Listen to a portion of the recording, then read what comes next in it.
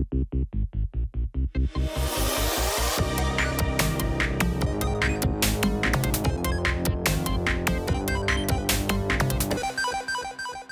everybody to episode 62 of New Game Experience. My name is Juan Paolini, and I'm sitting here with the best two beards in the whole industry. I'm sitting here with the one and only Christian Caroli. How are you, my friend? The tarnished. The tarnished, bearded fellow. And then we also have returning, founding member of this whole podcast, this whole channel, John Gantes. How are you, my friend? Glad to have you back. Thank you. Yeah, I'm fine. It's been a wild ride since I was out. A lot of shit has happened. As you can see, new backdrop, a lot of stuff, movings, personal crap, all the things that us YouTubers likes to say. But yeah, it's good to be back. Absolutely, man. Glad to have you back. It is a pleasure. Unfortunately, I've shaved today, so I can't really join you both in the plethora of beards that we have today. But I mean, I'll just be the odd man out this time. But that is not the topic that we're here to talk about. We're not here to talk about beards. We're here to talk about acquisitions. So I know that normally in this podcast we kind of try to stay away from the news so that we can have some episodes that are a little bit more timeless. However, this news kind of shocked the whole industry, including us, and we just couldn't waste the opportunity to sit down and talk about it. It's going to be a historical episode. Historical episode. This is going to be the linchpin where all the pundits are going to be talking about it from here on out for 50 more years, of course. We could record several versions, and then in each one we have like different takes, and then we will be right in the future because we delete the other ones. Exactly. How is it that they call it? Revisionist history. We're gonna do that, my friends. Yes, we are. Of course, if you didn't know that by now, we're talking about the Xbox acquisition of Activision Blizzard and King, which I mean, nobody expected this. At least I didn't. I don't think anybody did, but we'll get into that a little later. So. What do you guys think about this news? Let's start with our returning co-host, John Gantes. What do you feel about it? How are you feeling? Well, it took this massive acquisition to take me out of retirement. So yeah, it was quite massive. But no, on serious terms, I don't know. I don't know how to feel about it. It was shocking. I think like that's the main thing that everybody had. Like I think was Christian, the one that shared the news. And I was like, what? Like, I was just like doing whatever. And suddenly I read it and I was like, is this like a joke or like a type of like a fake news or something like that? But it was not because, it's posted by Microsoft. So yeah, it is insane. It is, I think, the biggest acquisition in like whatever it's entertainment companies in like, it's even bigger than when Disney acquired Fox and NBC and Warner and Marvel, whatever. I don't know what Disney acquired, everything. So it was even bigger than that, which is insane. And it's insane that I read that Microsoft as well acquired LinkedIn and a bunch of other companies at the same time. So they just, like we say in Venezuela, se bajaron de la mula. So yeah, it ate up. Yeah, it's pretty insane. Like I'm pretty sure we're gonna touch on some topics on this conversation, but yeah, I just interested in what's going to be the future, especially for Sony as a Sony fanboy. What's going to happen with them? What's going to be Sony reaction? And again, we're jumping into this quite early. We still need to wait to for the dust to settle, and so we can have more developments and more news. But yeah, it's quite an interesting time to be alive, let's say, put it that way. And yeah, I'm just gonna end it with I don't know what to think about yet. I have a couple of ideas, I have a couple of opinions, but I would love to hear you guys first, and then we can just discuss. Absolutely. How about you, Christian? How do you feel about this whole thing? I don't know. Like, I mean, I have strong feelings because like I've never seen someone spend so much money in such shitty games. Exactly. It's like on egg there. wow, wow. I mean, I this is too much. I mean, the main reason I think that why this is like so much massive money wise compared to the other acquisitions that we're mentioning is that this they're buying kind of like money printers. Like a lot of these franchises are already like like they're already paying out. Like they're already established and they don't really need to do nothing. Like their live service games, and I think that something we can they did. I think that Activision definitely needed switch things up because they have been running, I think, in automatic like their studios and everything like for the past years, and I think that they have like pushed their numbers and everything to a level that it came to this. Like all the games that you see in that banner that has like StarCraft, Warcraft, Candy Crush, those games were squeezed to the ultimate point of of destruction just to make this happen. Like now it makes sense, kind of like the whole pathway of like all these games and their predatory practices. It was just for this. So I hope that maybe like this can like relieve a little of the pressure that was market wise in these games that were just like they were just like drying out their users. Like all of these games were like pay up, like from Call of Duty to World of Warcraft to Hearthstone. Like I have seen how this Overwatch. I have seen how this game started. Like okay, this is a cool game that that you buy and then you play and blah blah blah. To you need to put money or you don't get anything kind of mindset. So I think that hopefully those games can be relieved. But I also like don't think this is gonna like it's Tim Soret, like the creative director of The Last Night, who's it's like on upcoming one of those games that they have been like. I don't know if you remember the trailer, the one Yeah. like it's all pixel art and whatnot. Like he's a cool guy on Twitter, and he tweeted like 70 billion like could mean $1 million for 70,000 projects. And it's true. Like Yeah. this is way too much money. Like these companies, they I don't know, but the money could have been invested, I think, better. But we'll see. Yeah, I think I mean on a quality side and on economic side, you're totally true. So sorry, you're totally right because perhaps I mean when you think about $1 million, you would only be able to make uh how many million? Because a billion is a million Yeah, yeah. billions, right? No, Okay, a billion so is 1,000 million. oh sorry, yeah, that's the one. Okay, so It's a lot of money, uh, by the way. This is a yeah, lot of money. it's Like insane. It's insane. beyond human levels. Yeah, it's insane because I was hearing the podcast that Colin Moriarty did, and he said like people are rounding the number up to 70, and that rounding up, like those numbers that you're Three just hundred million dollars. yeah, it's like that is a lot of money, and it That's was so funny yeah. to look at it like that. But Rounding yeah, out like that, I do that every day. Like 300 million more or less. exactly.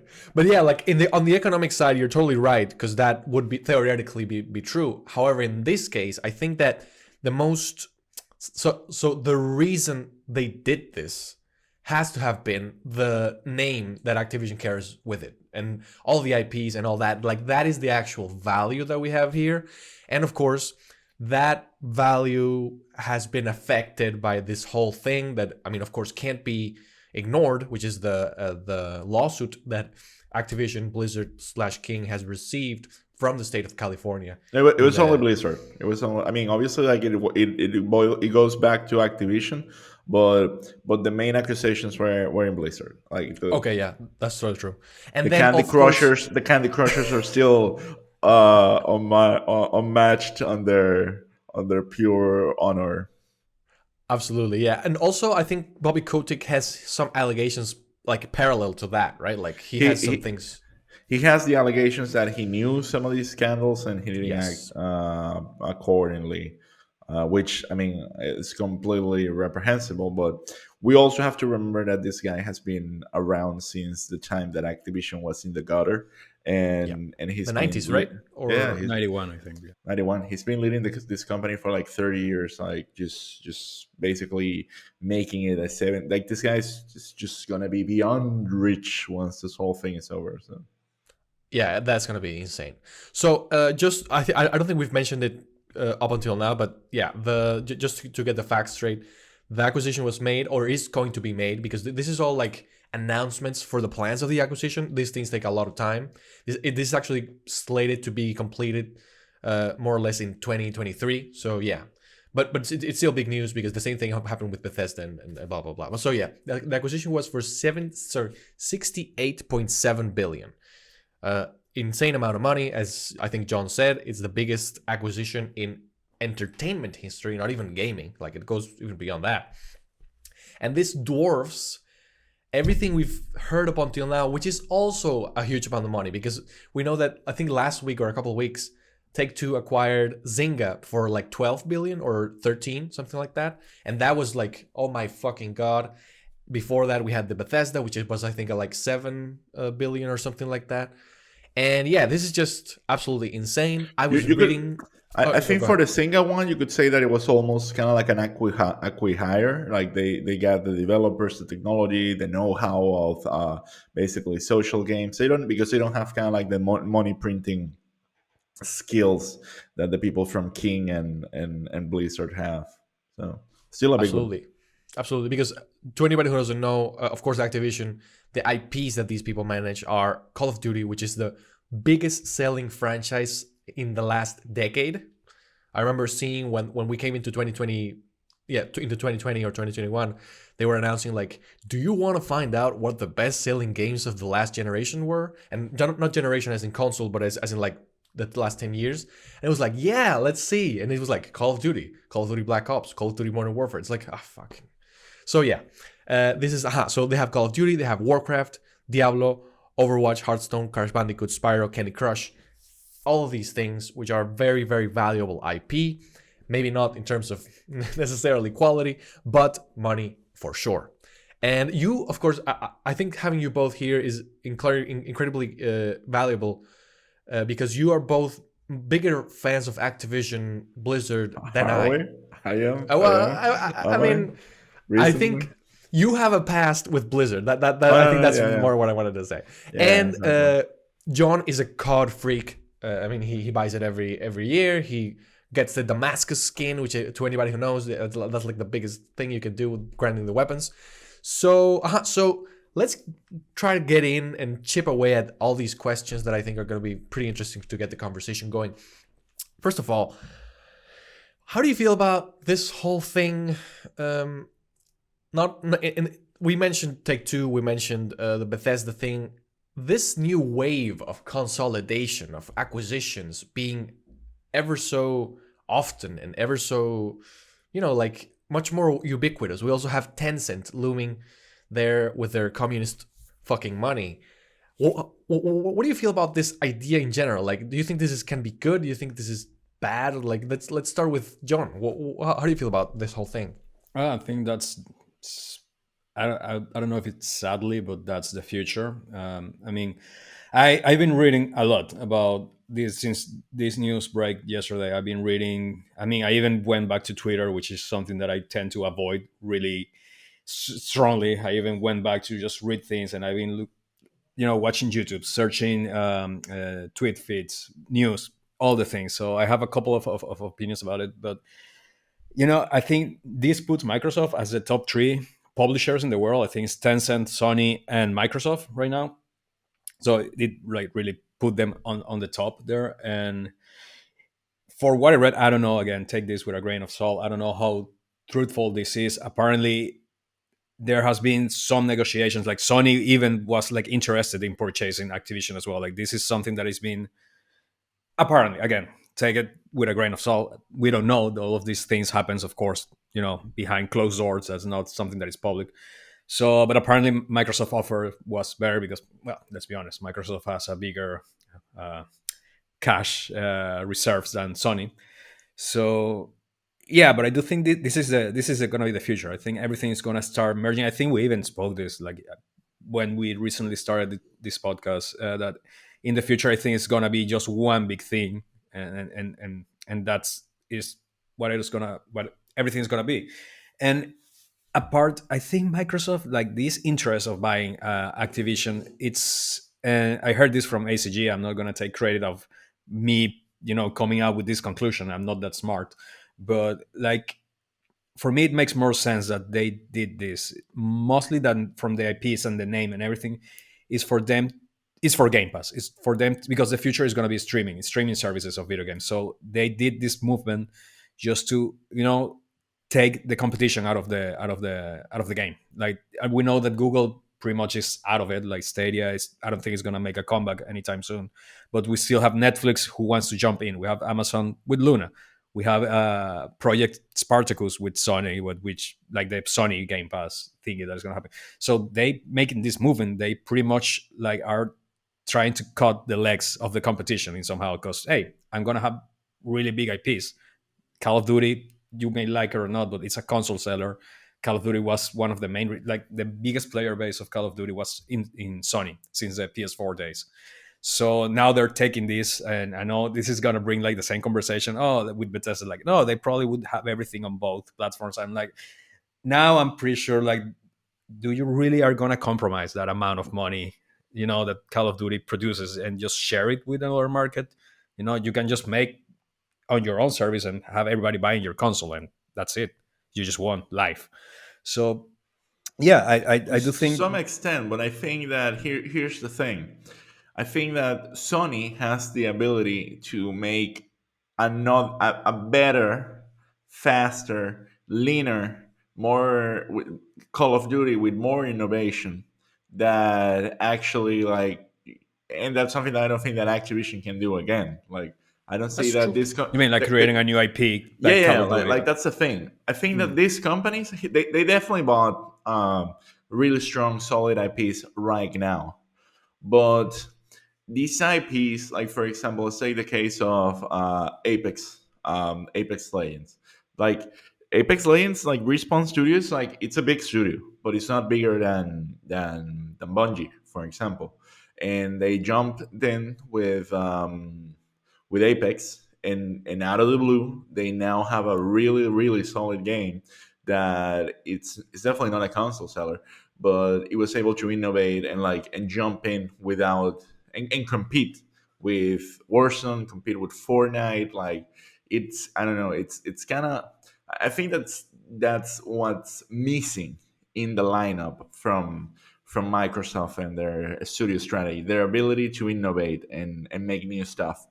But I think that in the case of Sony, they have it. Like any of those studios, like you tell me, like Guerrilla or Blue Point, or like I don't know, or like I don't know how to, or like who or I don't know, like any other studios that they have. Insomniac as well. I think they. Insomniac as well. Yeah. I But mean, now that you're touching on this subject, like I read that Santa Phil Monica. Spencer in one of in one of the things that he said about it, like that he's looking to give autonomy to all the studios and inside Activision's brand, like wallet of brands. So maybe this will bring a better, because maybe these games went to shit because bad management or for an extremely focused profit strategy that Activision had, probably brought out by Bobby Kotick and all his whole gang. So maybe this is a way or a thing that people can actually take control of their IPs. These studios can take control of their IP and actually produce the content that they want to sell.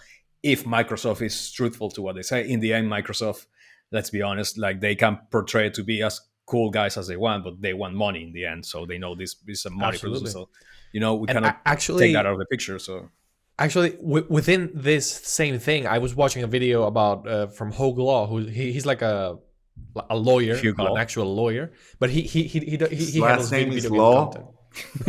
No, He's his a last lawyer? name. Imagine What that, the Hogue fuck? Law. It's He like was made you're- to be a lawyer. It sounds like you're Is it a you're character Juan of judgment? Microphone. Like Exactly.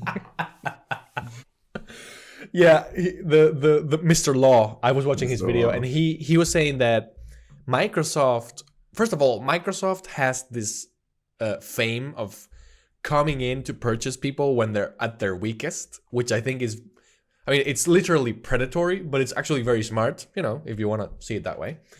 And in the case of Activision's thing, it's totally true as well.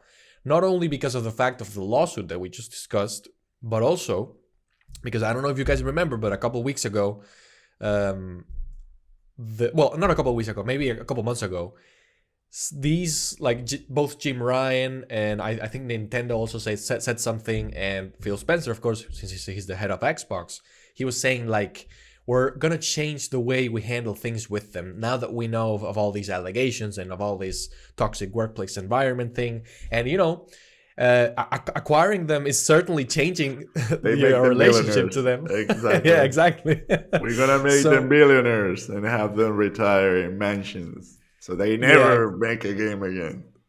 Those bastards are gonna suffer. Exactly. And so it is kind of a little devious because there was also this, I think, New York Times maybe interview from to Phil Spencer, where they asked him a little bit about Activision Blizzard again before the acquisition was announced, and he said something like, "I don't want to virtue shame Bobby Kotick or Activision and stuff like that." So, like, when you we're gonna buy them.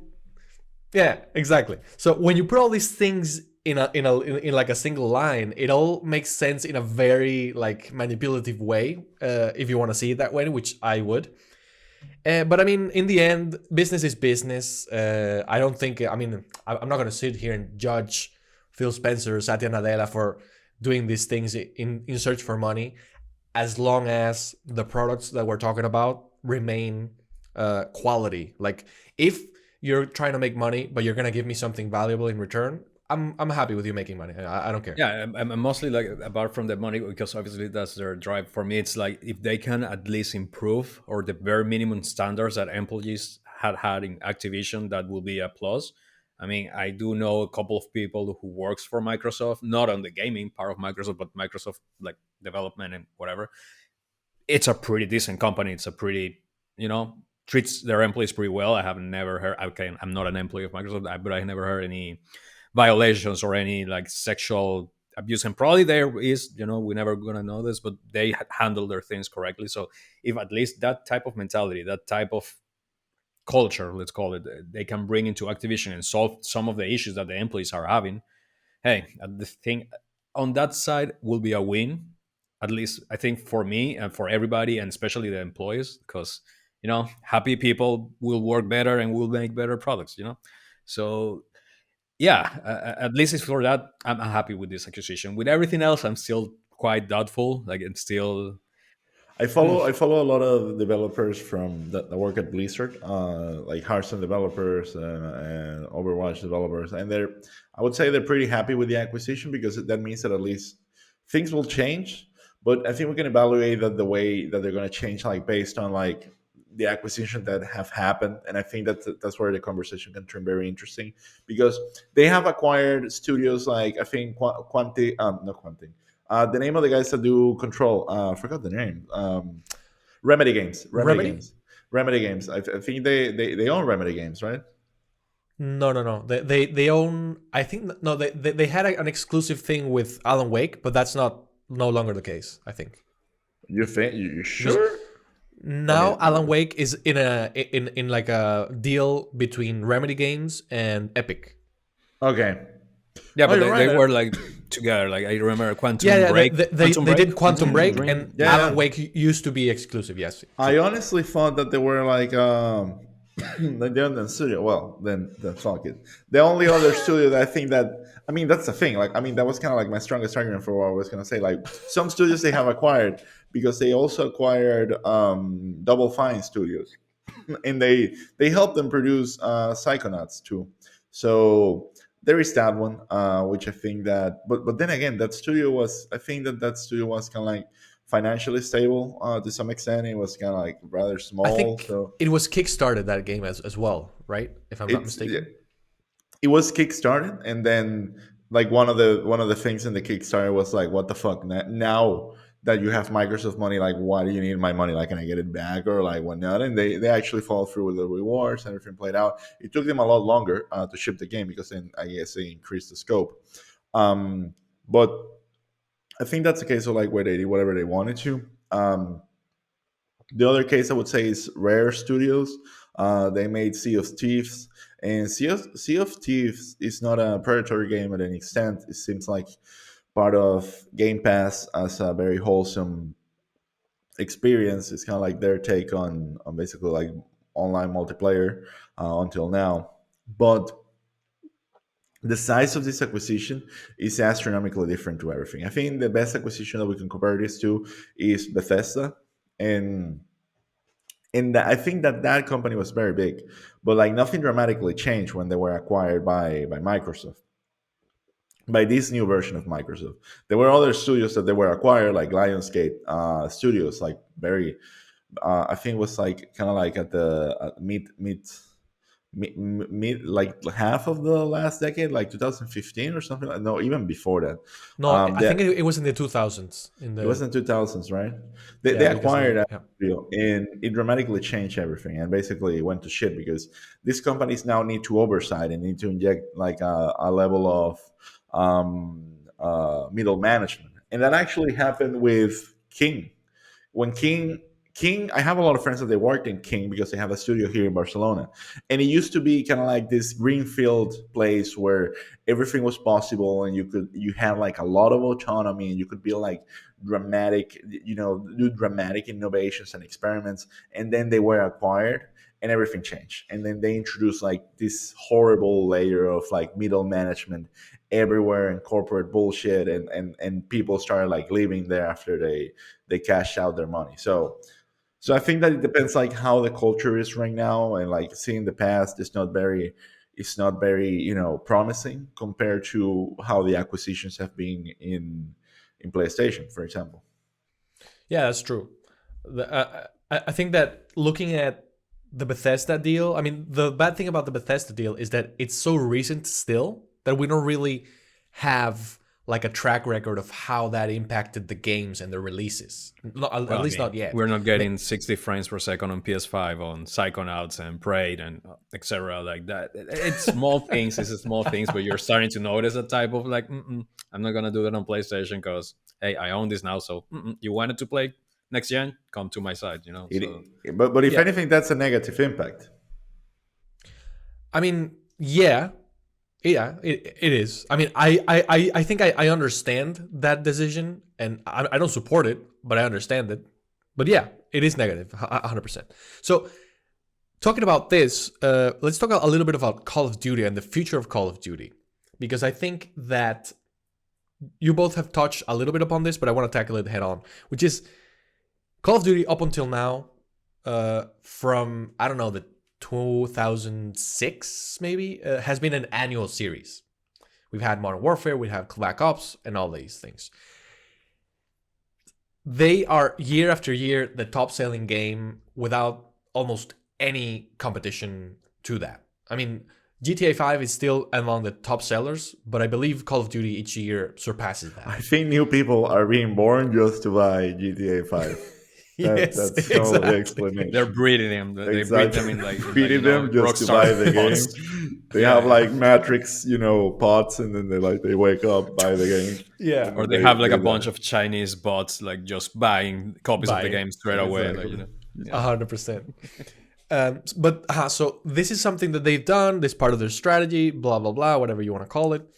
John knows this more than I do, but there is this question about after this acquisition.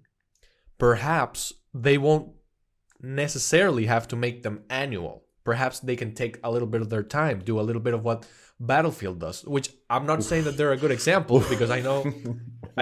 But what I mean is to space them out a little bit and make each release a little bit more refreshing because you've had time to miss it maybe or something like along those lines. How do you feel, John? You're the COD expert here. How do you feel about that? Do you think that's possible that can happen? It is possible. I don't know how the community will receive that. Like community, like Call of Duty diehards, they like their new Call of Duty every year. Even though then you go in Reddit and then you read like, oh, I wish they have taken their time and blah blah. Yeah, but that's bullshit. Like you want your game every year because you're addicted. That's like people who play FIFA. Like it's the same type of addiction. Are you talking to Uh, yourself right now, John? no, I'm actually quite like I'm on You're clean. a You're clean. You're yeah, I'm FIFA clean. clean. Actually, I went through a withdrawal Okay. period, like in Transporting and all these movies. I saw my Yeah. baby on the walls and everything, and now I'm clean. Yeah, I just did it. I don't enjoy Warzone that much anymore. But Even with the new yeah, island. no, even with the new island, I hate it. I miss, I'm gonna go old boomer here, and I miss the old times where it was just Verdansk and Modern Warfare. Verdansk. Yeah, Verdansk for life. Long live for dance. I'm gonna tattoo that here, like Verdansk for life. But yeah, no, I do find pretty interesting the point Christian brought up that Sony may create a new IP, which is a really big task to compete with such a well-established franchise and like well-known franchise to create a new IP and then get to the level. And just thinking off the top of my mind, I don't know any Sony IP that is a multiplayer or at least successful multiplayer. I don't know if they have any SOCOM is experience. something that people like talk about. However, it's been like dead for like a decade. So Yeah. I don't know. So They, it's going to be hard. I would love to see that. Don't get me wrong. I would love Sony to take hands into this and create a new thing. I don't know. But yeah, I just don't think because it's too much of a. I mean, I want to think that Microsoft, they're like really nice dudes and they're like all sitting there being pretty friendly and like, yeah, let's do it. Let's make games great again. And, and let's do it. Yeah, let's take our time, develop it. But on the other side, it's like, Activision player base is 400 million players. And out of 400 million players, I'm pretty sure at least 60%, and I'm getting like really generous, is Call of Duty related. The other ones are in Overwatch, World of Warcraft, etc. they could lose But them. yeah, so are you going to lose that 60% that, like, I don't know, 300 million players that are going to And also, pay these and buy your studios are game? massive. They need to make money. Like, it's not like they can stop and be like, "Can we be artistic for a while?" Yeah, It's like, that's the other thing. Like, for what I what's read, there's not available. going to be any big restructure on studios. There's not going to be a lot of firings and all of that. Like, so things are going to remain the same. So you have a bunch of big studios with a lot of people working on this game. So what, you need to pay some salaries, and you can be Microsoft and all you want, but it's not profitable if you're just going to have people there working 3 years without I producing mean, income. the tricky thing is like, and I think we can see it in studios like Ubisoft with the new Rainbow Six. The reviews are out for Rainbow Six Extraction, and they say it's shit. Like it's bland. It's just doesn't work. It's why not keep investing on Rainbow Siege, which is a really good franchise, and like it's a solid game, and like people seem to love it. And I think that's the hardcore part. Like I think that the people um, when Battle Royale came out, Call of Duty was like an underdog there. Like we can see like how these companies are and their ability to like move faster. We had back then we had PUBG. And PUBG, even though it was kind of like a shit game, in the sense that it would require like I guess like a massive rig on PC just to like run the fucking game. They launched the console versions and they played like shit. They didn't iterate in the map. They had kind of like the red zones that made absolutely no sense and were just like horrible RNG. They have a creative director. Everyone thought he was Dick, and the industry caught up with him. Like before Warzone, there was what was the name of the other Fortnite. which one? Fortnite. No. I mean, obviously, but like Warzone had a previous iteration of the battle Oh, royale Oh, yeah, and Black Ops 4. Yeah. Yeah, I don't remember. Blackout. Blackout. Blackout. Yeah, Blackout. yeah. They launched Blackout, and just in the few minutes of playing Blackout, you could see they got it. I mean, they're not there yet, but they got it. Like this just needs like another iteration, and they nailed it, and they did. I think In that 1 year, actually, because I remember that came before Modern Warfare. yeah, That yeah, was yeah. with Black Ops 4. So 1 year they released Modern Warfare, which was a success. And like 6 months after that, you have Warzone Yeah. already. So it And was they insane. nailed it and they caught up. So I think that industry wise, if you have the studio, if you have the know-how, you could do that. And for example, I think that the people in Naughty Dog, they were meant to launch the Last of Us multiplayer, and I'm sure they haven't launched it because they probably have decided that okay, we're gonna do something even bigger and probably have their own take on whatever is that the next big thing. Last of Us, Ex- Extraction, Battle Royale. exactly, something like that, and it could be cool because remember, like Yeah. these are the guys that when they launch Uncharted, they launch Uncharted co-op multiplayer with 7 different maps and like a bunch of games. Like if they had that spirit, still they could still do that. So I think that's kind of like the game changer, and obviously like you have the example of a game like Fortnite, which it's owned by a private company as Epic. Like you don't need to be owned by a first party Oh no, hardware yeah. reseller. Like Fortnite is the most successful game in the world, and they are really good at creating content constantly. They and you can compare it, right? For example, now Warzone had a new island, but also Fortnite had a new island, and the new island in Warzone, everyone's like fucking hating it. But the new island on Fortnite, everyone's fucking loving it because they added mobility, they added like new POBs, POIs, they added like new weapons. Like it was super refreshing. So and they keep putting out content and content and content. They like new brands and collaborations that make sense. And the collaborations with, I think there was a Attack on Titan collaboration in Call of Duty, and I was like, wow, are you fucking kidding me? Yeah, it's Nothing insane. like teabagging Ariana Grande as Oh wait, Master Chief. Like, Yeah. perfect. wasn't the Attack on Titan thing in Warzone? Exactly in Warzone Mobile. I mean, in Warzone. Oh, Mobile. sorry, because for some reason I understood you were talking about Fortnite, but yeah, okay. No, in Fortnite you have every collaboration that you You can have imagine. Naruto. I think Exactly. You have have El everything Chapulín. else. You have El Yeah. Chapulín Colorado even. Like That's insane. it's just that fast. Like when Dune came out, they had skins for Dune, they had events for Star Wars, Marvel, a whole season. Like it just and then nonstop. It's almost like real time. Like they collaborate with the creators, the streamers. I don't know. It's just Epic is just like they're probably the biggest developer publisher in the world, and I think that they're only gonna get bigger.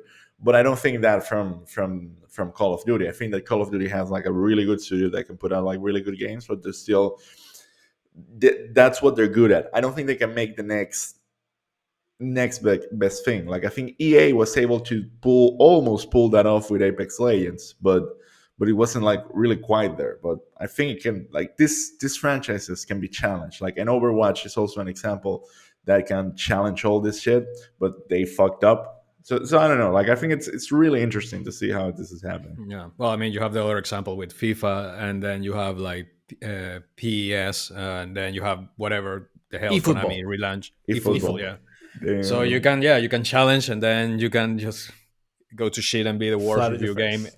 ever.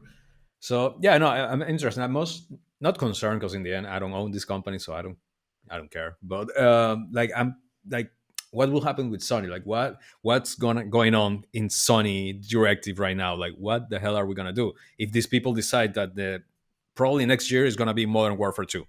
Let's say probably this is gonna come out to like sorry, this year is Modern Warfare 2 hopefully, Yep. and that's probably gonna come to PlayStation. So yeah, we're still safe because we know this deal, if it's finished, which is 90% sure, it's going to be finished by next year. I think around June 2023. So that's perfect. But what will happen after that? Like, what is going to be the move? What if then Microsoft decide, hey, you know what, this is exclusive for Microsoft? And yeah, I mean, okay, like World of Warcraft, Diablo, Overwatch, they're big IPs and not at the level of Call of Duty, but they will not impact Sony that much because they're, or at least I feel they are more focused on PC than Sony. Yes. Like the biggest IP that is focused on Sony, it's Call of Duty. So what will happen for like in the future of Sony? Like, is Sony gonna become like a whip console, like a console For just for like boomers, really dedicated people like that really love the exclusives? Like it's gonna be like a the Donkey select Kong. group of that. What's gonna happen? And Xbox is gonna become like the console of the people because I mean they're kind of turning into that. They have Game Pass, which is the best deal you can get.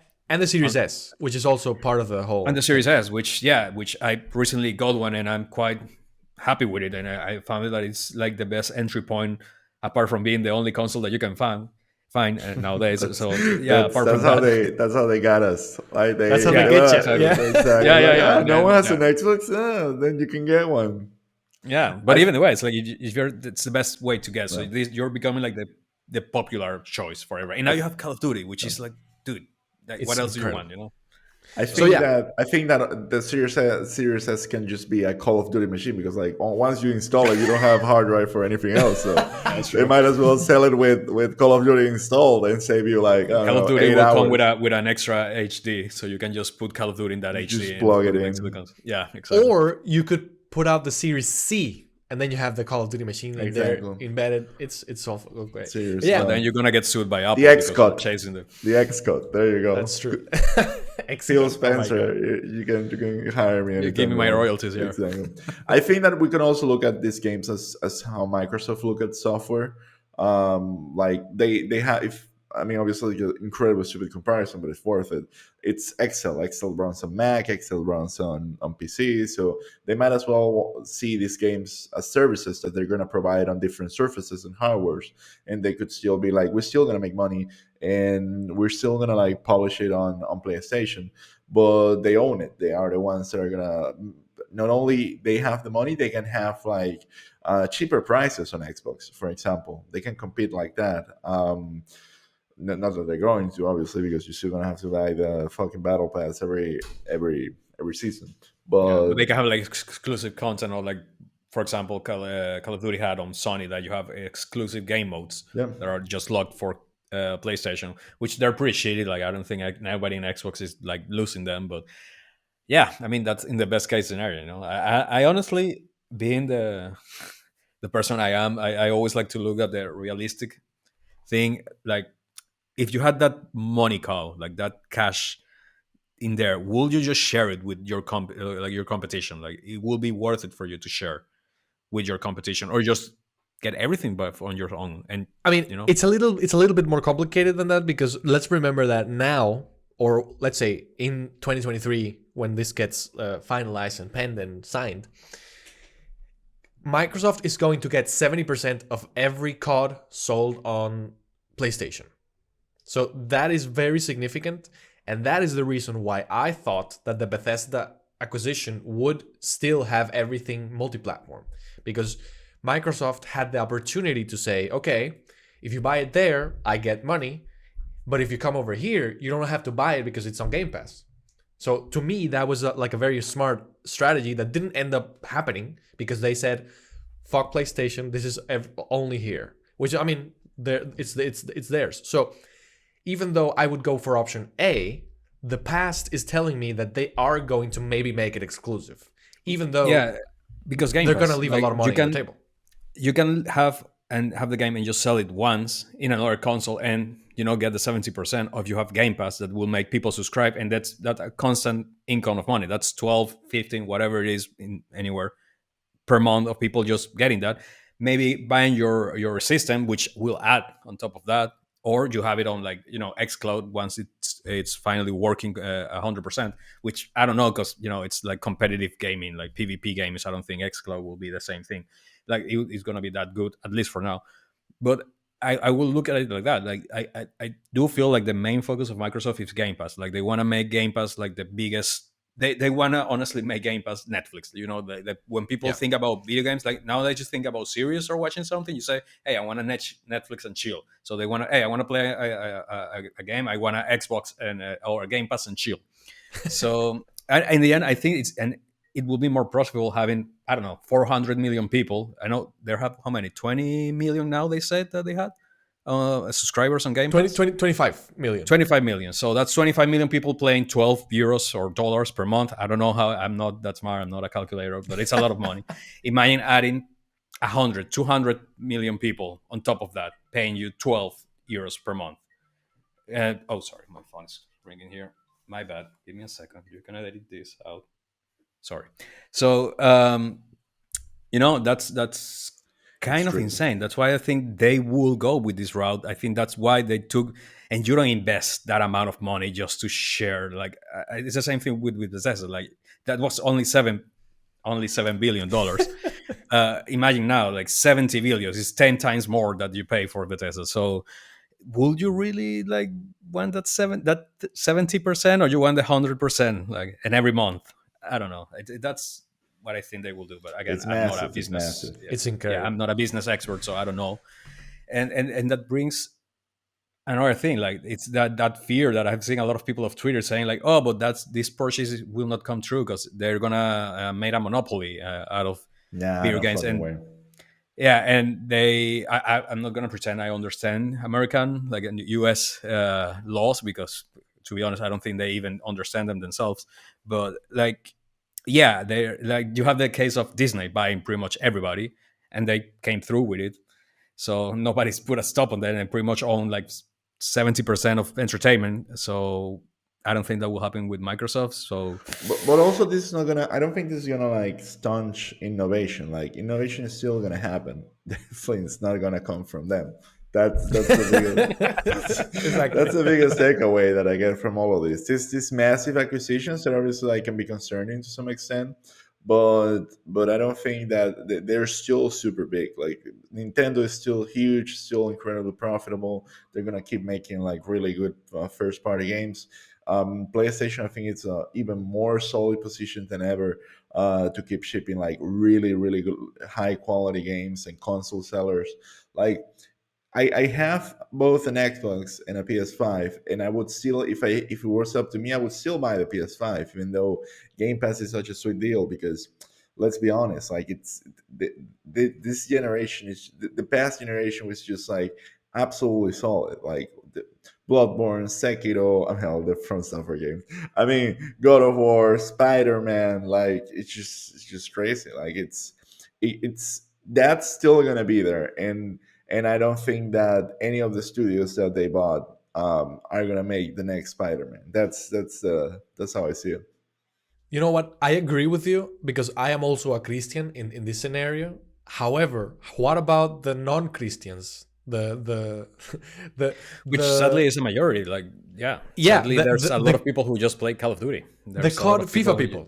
yeah, Those are the people I am worried. I mean, not worried about, but those are the people in question here. And I yeah. think those I are don't the know. Yeah, yeah. how is the proportion of this? But let's do an example. Like the biggest revenue producing video game, whatever, is mobile gaming, Oh yeah, which for sure. is nobody here plays mobile games, and we don't talk about it. But hey, that makes way more money than anything else that we were speaking here right now.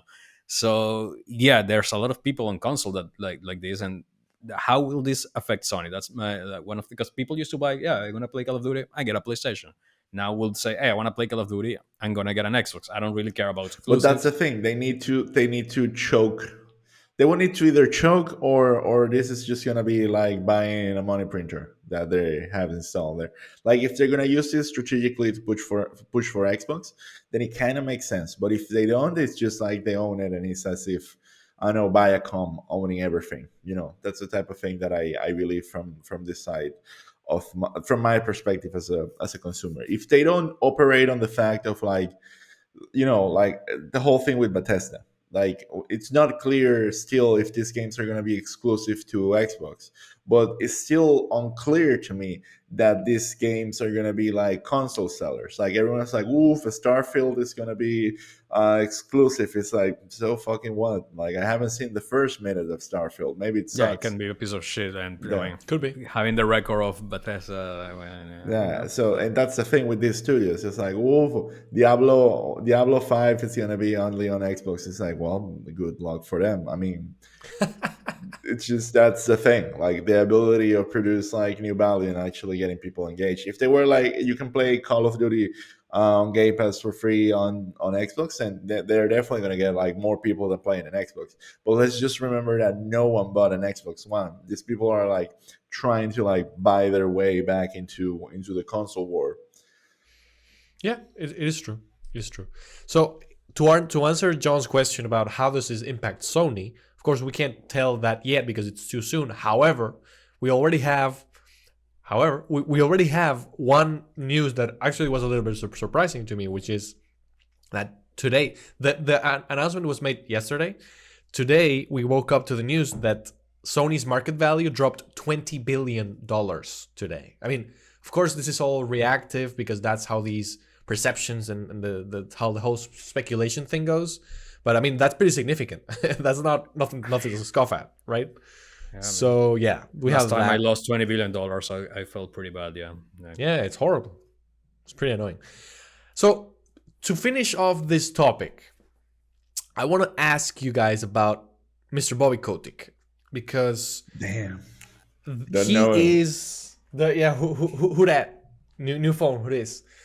So that this person, he has been at the center of this whole controversy. Not even talking about Xbox, the whole allegations, the whole workplace environment, him knowing about it, him threatening stewardess on a plane of killing her or disappearing her, something along those lines. What do you think happens to him? I mean, we've heard from both Phil, Microsoft's press release, and other like Washington Journal, whatever, like all these articles have been saying that apparently there's this new established thing called Microsoft Gaming, which is like a new entity within Microsoft now, of whom Phil Spencer is the CEO. Apparently he is going to be the CEO of Activision when this whole thing is finalized. In the transition, Bobby Kotick is going to remain, but as it stands now, it seems that he's going to leave when this whole thing is finalized. Do you think that that has any ability to change? Like, do we have like a plot twist within here? Like, what do you guys think about it, John? What do you think? What do you think? I don't think so. I think that guy fortunately dug his grave, and now he will lay on it. I mean, if Xbox keep him there, first of all, you're gonna have a really bad public reaction, like, Yes. and on the second half, which is will be something that will impact you more. Like, let's keep in mind that Activision right now has a lot of issues with their employees and a lot of walks out and walk-bys. I don't know how they call them. Walk out. So Yeah. yeah, you have like, I don't know, 1,000 or more, probably more employees that are refusing to, or they're asking for Kotick to quit. So if you keep this guy here, what is more value for you? This same person that has made a bunch of, yeah, okay, made a lot of money or whatever. Let's give him credit where credit is due. But yeah, you're gonna have that, or you're gonna lose a 5,000, 1,000 talented people that are working on your studio. So I don't see any. And I don't let's think be honest, they. Kotick would probably get a really big check at the end of that. So he's like, man, I'm like whatever, 60 years old. I don't give a fuck. Like I'm already a billionaire, so fuck it. I don't need this. I don't care. You Definitely. know. Like he should just move on at the same time because what Yeah. else is he gonna do? Like I mean, he's a member of the Coca-Cola board, so he's not like he's gonna be out of a job. Like that guy is, yeah, it's part of the Coca-Cola board. So these people that had too much power that I I think cannot I even also understand. think So that obviously like there's been a little bit of a character assassination to his side. Not I mean even before there was kind of like a trial or whatnot, and to some extent when a company is this massive, it's really hard to like search for and execute accountability at that scale. Like I think that whether he knew that there were some things going on, it would have to be like very well investigated because it's like yeah, it's not like he was like, what the hell is going on? Let me do a little investigation myself, and then he goes down, trying to figure out who stole the breast milk from the Blizzard fridge in the kitchen. Like just doesn't work that way. And would have to be like, okay, what the hell happened there? Obviously, it's not the most healthy company in the world at all, and there are like a lot of shitty stories that nowadays are very acceptable. But also, like these are gaming studios. Like part of the culture was to be campy, spontaneous, and that spontaneity and freedom and autonomy can turn into something very toxic, and that's not necessarily his take. And because the counterpart for that is like this sterile environment where everything is watched, and then if you want to say a joke, then you have to like ask for a permission and whatnot. I don't know, like those Yeah. type of things. Like it's definitely a trade-off. And but he's just gonna like walk out. Like there's nothing to say. Like if authorities are the ones, the thing with these people, which is a bit different from what the media makes us believe, is that they're not actors. They're not public figures. He happens to be public because he's the CEO of this company. But if he hasn't done anything wrong, it's not that they're gonna like fire his ass and be like, and now you don't have a job anymore. Like it's not like Kevin Spacey. Like it's like if you find Yeah. out that I don't know, like an Amazon delivery guy is a jerk with women. It's like, well, what you gonna do? Are you gonna go? It's like it's not his job. He does not depend on his reputation to some extent, and the reputation for this guy of taking a company and making it a $69 billion company, it outweighs, sadly, it might be, it outweighs some of the allegations that are placed in his place. Yeah, and I think most of the employees that they just want to get rid of the guy. Like whatever happens to to him after it's out of everybody's control. They And just want to have And a maybe they new don't give a direction. shit. Maybe they don't give a shit because that's Yeah, the other probably. part, Like, which I think that will definitely happen. Is kind of like the talent fleeing this company. Like these people, the ones that are like very well off, like studio bosses and like creative leads and whatnot. They're gonna get like a big paycheck from this. They're gonna best. They're gonna do what in the tech industry is called resting and besting. They're gonna sit around for like 3 or 4 years, and then they're just gonna like start a new studio and do their own thing again. And that's most likely what's gonna happen now in a bigger scale. That was already happening on Blizzard. Like a gazillion people has left Blizzard already to work on their own studios. And yeah, that's pretty much what's going down. Like it's gonna happen even more, and that's why I'm even more concerned of this move staunching creativity and then having shitty games for even longer. Hope I'm wrong. Yeah, yeah. I think your concerns are very, very valid because that is one of the concerns of the whole consolidation thing. Like when you don't have that, let's say, I mean, hamster wheel is kind of a bad The hunger. expression, but yeah, the hunger and the whole thing to strive and get the next project going and blah blah blah, because you're in this Microsoft ecosystem where you're like a, I don't know, like a baby being cradled by a hand made of money. It's different. It changes your whole outlook and your whole needs and stuff. But at the same time, with a very talented team, that wouldn't necessarily be a problem. So yeah, it's just let time say what's gonna happen with these people. I really hope that I get games from studios that I really like Beanox, High Moon Studios, Raven. I'm a big fan of Raven. I mean, all these people that were like absorbed by Call of Duty or Diablo. It's like, come on, let's have a little bit more variety here. You guys have some viable IPs. None of them that I really, really care about, but I think that we could do some good stuff here. So, boys, we've reached the end hey, of sorry, the topic. we missed the most important thing about this acquisition is like Spyro and Crash Bandicoot Oh are my now god. Xbox properties when they used to be like Sony mascots. So Crash Bandicoot. that's the F. biggest blow for Sony. Like there was a kick on the balls for Sony. So That is a kick in the balls. Rip. Truly, truly. yep.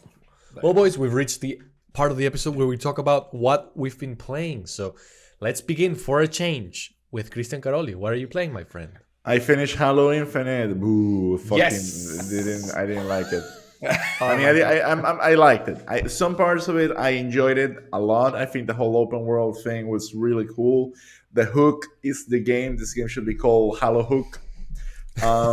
But I can't help but comparing this game with Destiny in every single facet, and Destiny just shits all over this game everywhere. Like I don't know, I have to compare them every time. Everything that Halo is really good at in this game, it pushes it away in order to like put you in a corridor in like this very repetitive dark ships where nothing is happening, where the level design like is not justified within the story. I know the whole cutscenes with fucking Donkey Kong being like, I am the worst enemy you've ever faced. It's like it gets boring. And I don't know, everything that's cool about the game, instead of maximizing it, they just minimize it. And then the very end, which is like the climax of the game, is just like one long corridor and one final boring boss, and then you're done with. I think that was very disappointing. I honestly don't understand how this game is $300 million. I'm just like blown away by that. It doesn't feel like that refined neither. So I don't know. I had fun though. Like I would still recommend this game if someone has Game Pass. Give it. I would still say go and finish the campaign. Go champion through it, and because it's fun. Like some parts are fun. Yeah, I think that makes sense. How about you, John? What have you been playing, sir? Well, I've been playing a lot lately. So just as an update, I managed to get a PS5 by not the yeah. But it took a piece of my soul to get it, so I have to do some dubious shit. Oh, Uh, you had to go the scalper way, did you? yeah, the scalper way because I couldn't wait anymore, and like I don't honestly think you will get it any other way. There's no other way. Yeah, at There least was like hopefully a they say small this year, but window yeah. last year, but then it just faded. Some people are saying this is the year that you will all consoles are gonna be stuck, and okay, keep dreaming. That's good. I love your optimism, but yeah. So yeah, I managed to get a PS5, and I managed to get legally an Xbox Series S. Legally. Yeah, so I actually paid what it cost, which felt pretty good. No, you actually got it more. Oh yeah, I Like got it cheaper. True. you got it Like, cheaper. yeah, Yeah. yeah, I got it on Amazon and I got it cheaper than $2.99. So that was pretty great. That's a bit of compensation, a bit of karma coming back from spending Yes. too much on the PS5. So yeah, I've been playing quite a lot of games. I've been digging into Game Pass insanity, and yeah, I've been playing a bit of Halo, like multiplayer. I'm extremely hooked into Forza Horizon 4 because for some reason I do feel that Forza Horizon 4 is quite a bit better than Forza Horizon 5. Um, and yeah, as a serious, let's call it serious gaming. Yeah, I mean, now I'm playing two games at the same time, which is kind of insane for me. But I restarted Near Automata because I don't know, just I had the urge to play it. I'm like looking to play Near Replicant, so you know, why not start for like the sequel of the game? So yeah, I've been digging into that, and by recommendation, I started playing 13 Sentinels, Aegis Rim. Damn, you're in for a ride, boy. I'm pretty sure I am. You're I in for. haven't played that much. I started yesterday night, so I haven't really seen that much. But so far, I'm it's quite different, like from what I've seen on Oh, videos. it's Like quite different from anything you've ever seen, my friend. I'm pretty sure. Like I was like happily surprised. Is that how you say? Like I was like quite surprised at the combat, which I thought it was gonna be like and I do think it's the weakest part of the game, but still is kind of engaging and kind of fun. Like this is a really weird take on RTS and tower defense stuff, so I'm kind of enjoying it. It's not And yeah, like an into the breach combat type of thing. Like, kind of. I don't think it's that hardcore as Into the Bridge, oh no, no, no, but it's really cool. but It yeah, gets more complex, and the story just like goes everywhere. It's really cool. I played it and I liked it a lot. And I think that the moment you say like, I mean, this game's gonna go places is when the kids transport to the Mecca the first time, and then they're naked, and oh then yeah, and then yeah, they're like in all fours, and then the guys behind is like, anime why are as we like fuck. this? It's like you're Yeah, like, and it's like, why are we like this? And nobody replies. They just keep going, like, why I'm naked and for here. No, just focus on killing the thing. But why? Is it necessary? The thing, go kill the thing. Don't ask questions. So, yeah, it looks like it's gonna be like a quite a fun ride. So yeah, I'm pretty excited about it. And yeah, I still have the DLC of Outer Wilds in the back burner, which I need to jump in at some point. But yeah, let's see. There's a big month coming on, so let's see what happens because there's quite a bit of crap coming out soon Yes, enough. yes, there So is. yeah. Okay, so I've been playing just one game. I mean, I've also been playing Halo multiplayer with you and like with all the people in the group, which has been super fun. Like I love those Halo nights. They really capture. I don't know, like for some reason, like I don't really picture for me the same thing happening with like Call of Duty because to me like Halo is like the homie game. And when I say homie, I Call mean of Duty like is too toxic you're for that. you're in your home. I don't know. It's cool to me. And yeah, we've played like I don't know 12 people at the same time or 10 people, and it's been amazing. The game I've been playing for single player has been Ender Lilies, which is an indie game. I believe it's done. It's like a collaboration between a Japanese studio and a Canadian studio. I didn't research it too well, but I believe that that's how it's going. And it's a really good game. You play as this girl called Lily, which I mean she's literally a girl, so she's not the one that does the combat, but the combat is done by spirits that you kind of absorb as you kill enemies. So you might come across like this specific, like a I don't know, like an enemy that shoots fireballs, and then you kill it and you kind of absorb it. There's always this kind of really cool story about what that monster is. Like they're not a big character within the story, but they have like a little backstory, like a little environmental storytelling sort of thing, where they became corrupted with this thing called the blight. Blah blah blah. I'm not gonna get into that to bore you guys, but the whole mechanic of this girl not being able to defend herself, but having all these spirits do attacks for her, and each attack is like a ranged or maybe an uppercut or things like that. It's really, really cool. The story is kind of dark, but also kind of beautifully dark. Those sort of things, like it reminds me a little bit of From Software, but the game is more like a Metroidvania. And it has the whole exploration thing where you get abilities and you can access things where you can explore and upgrade your abilities. And the art style is super, super beautiful. It looks kind of like an anime. Yeah, I would say it looks a little bit like an anime. And yeah, the music is good. The monster design is great. So I'm really enjoying it. I mean, I don't think it's going to end up in any top 5 lists or anything, but I think I'm having a great time. And I really, really recommend it because it's really good. Apart from that, yeah, as I said, Halo multiplayer. I don't know if you're playing something else, Christian. Yeah, I finished the DLC for Other Wilds. I like it. It had a couple of moments that were just like a little bit as mind blowing as the original. Nothing on that scale, but still like a really good extension.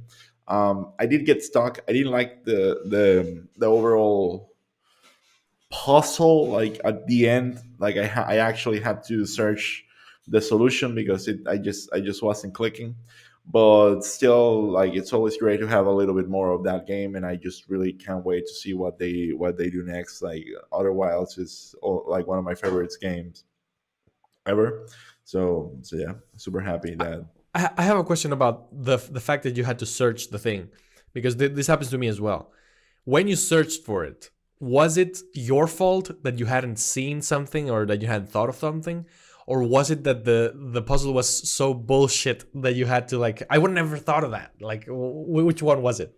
It's hard to explain. I think it's Okay. it's a very complex kind of like design process. But the thing is like I was not understanding the approach of the puzzle that I finally needed to complete. Like Okay.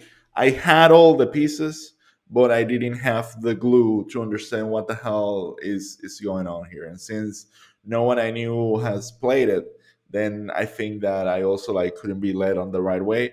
But even led on the right way, like I would have gotten stuck. Like someone would have to come to me and tell me, look, this is overall the general solution. And it is not as like this one is kind of like a more holistic DLC. Like it answers a lot of questions, so it's not as the first one where you're like, this is what I need to do. Like this is all the exploration. This one needs to happen, and I think that that's kind of like the magic of the first game. And this one is, I mean, it's still good. It still has a little terror here and there, which I think was great. But the scale, the scale is still not as massive. Like I think that it's a good deal. Like it's definitely a good DLC. Like it's a good addition to the game. But it encapsulates all the good things from the main game. I don't think my expect because this is not a sequel. So at the same time, it's like, well, it's kind of like what we should be looking for. So it was fun. Like these guys are geniuses. Amazing. Well, guys, we've reached the end of the episode. We've had a great conversation about a very interesting topic that shocked every one of us in the group. And I look forward to seeing how this plays out. And I look forward to John being here from now on a little bit more often, because we got the boy back. We got the boy in the Xbox ecosystem, and we got him back in the podcast. So what could go wrong now? Yeah, we just need to wait PlayStation by Ubisoft, and that will be, gonna be here for Oh my sure. god. If you like this episode, please like and subscribe, comment on it, share it with your friends. That always helps us a ton. And of course, check out hammerspacepodcast.com, Christian Caroli's podcast, and check out John Gantes. He's over there. Maybe over there in the final video, or wait, no, he should be down. You're the one. Exactly. It's up to you. Yeah. Yeah. We'll see you on the next episode. We'll see you next week on the next episode of the show. Goodbye.